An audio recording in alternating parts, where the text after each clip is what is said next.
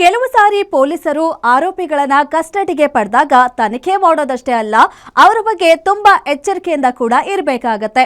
ಯಾಕಂದ್ರೆ ಕೆಲವೊಮ್ಮೆ ಆರೋಪಿಗಳು ಮಾಡೋ ಎಡವಟ್ಟು ಪೊಲೀಸರ ಕೆಲಸಕ್ಕೂ ಕುತ್ತು ತರಬಹುದು. ಇಲ್ಲೊಬ್ಬ ಆಸಾಮಿ ಪೊಲೀಸರಿಗೆ ಕೊಟ್ಟ ಶಾಕ್ಗೆ ಖಾಕಿಗಳೇ ಹೈರಾಣಾಗಿದ್ದಾರೆ. ಹಾಗಾದ್ರೆ ಆತ ಮಾಡಿದ್ದೇನು? ಆತನ ಕಿತಾಪತಿಗೆ ಪೊಲೀಸರು ಮಾಡಿದ ಐಡಿಯಾ ಏನು? ನೀವೇ ನೋಡಿ ಈ ಸ್ಟೋರಿಯಲ್ಲಿ.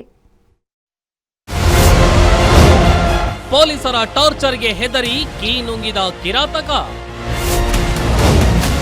10 ಕೆಜಿ ಬಾಳೆಹಣ್ಣು ತಿನ್ನಿಸಿ ನಿಟ್ಟುಸಿರು ಬಿಟ್ಟ ಪೊಲೀಸರು.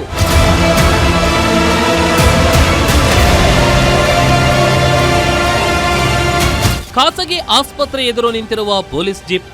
ಆಸ್ಪತ್ರೆಯಲ್ಲಿ ಪೊಲೀಸರಿಗೆ ತಲೆನೋವಾಗಿದ್ದ ಆ ಆರೋಪಿಯ ಕಿತಾಪತಿ ಒಂದೊಂದಲ್ಲ. ಆತನ ಜೀವಕ್ಕೆ ಯಾವುದೇ ತೊಂದರೆ ಆಗದಂತೆ ಕಾವಲು ಕಾಯುತ್ತಾ ವೈದ್ಯರಿಂದ ಕ್ಷಣ ಕ್ಷಣದ ಮಾಹಿತಿ ಪಡೆದುಕೊಳ್ತಿದ್ದ ಪೊಲೀಸರು ಆತ ಆರೋಗ್ಯವಾಗಿ ಬರಲಿ ಎಂದು ಪ್ರಾರ್ಥನೆ ಮಾಡಿದ್ರು. ಇಷ್ಟಕ್ಕೆಲ್ಲ ಕಾರಣವಾಗಿದ್ದು ಪೋಕ್ಸೋ ಕೇಸ್ ಆರೋಪಿ ನುಂಗಿದ್ದ ಆ ಒಂದು ಕೀ. ಅಷ್ಟಕ್ಕೂ ಪೊಲೀಸರಿಗೆ ತಲೆನೋವು ತಂದಿದ್ದ ಆ ಆಸಾಮಿ ಮತ್ಯಾರೂ ಅಲ್ಲ, ಕಾರ್ತಿಕ್ ಅಲಿಯಾಸ್ ರಾಮು. ಮೂಲತಃ ಬಳ್ಳಾರಿ ಜಿಲ್ಲೆಯವನಾದ ಈತ ಬೆಂಗಳೂರಿಗೆ ಬಂದು ಕೆಲಸ ಮಾಡಿಕೊಂಡಿದ್ದ.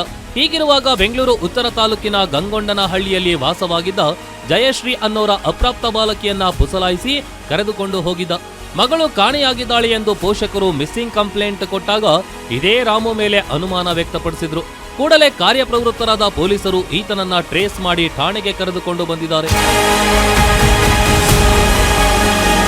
ಠಾಣೆಗೆ ಕರೆತಂದು ವಿಚಾರಣೆ ನಡೆಸುತ್ತಿದ್ದಾಗ ತನ್ನ ಮೇಲೆ ಪೋಕ್ಸೋ ಕೇಸ್ ಬೀಳುತ್ತೆ ಎಂದು ಹೆದರಿದ ಈ ಆಸಾಮಿ ತಕ್ಷಣ ಠಾಣೆಯಲ್ಲಿದ್ದ ಕೀಯನ್ನ ನುಂಗಿ ಆತ್ಮಹತ್ಯೆಗೆ ಯತ್ನಿಸಿದ್ದಾನೆ.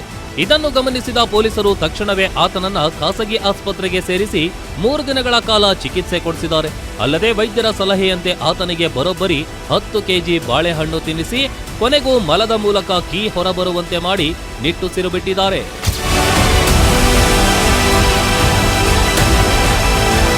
ಇನ್ನು ಇದೇ ವಿಚಾರಕ್ಕೆ ಸಂಬಂಧಿಸಿದಂತೆ ಹಿರಿಯ ಪೊಲೀಸ್ ಅಧಿಕಾರಿಗಳು ಸಂಬಂಧಪಟ್ಟ ಸಿಬ್ಬಂದಿಗಳಿಗೆ ಸರಿಯಾಗಿಯೇ ಕ್ಲಾಸ್ ತಗೊಂಡಿದ್ದಾರೆ.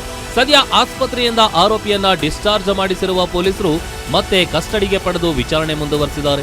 ಅದೇನೇ ಇರಲಿ, 3 ದಿನಗಳ ಕಾಲ ಪೊಲೀಸರು ಆ ಕೀ ಹೊರಬರಲು ಅದ್ಯಾವ ದೇವರಿಗೆ ಹರಕೆ ಹೊತ್ತಿದ್ರೋ ಗೊತ್ತಿಲ್ಲ.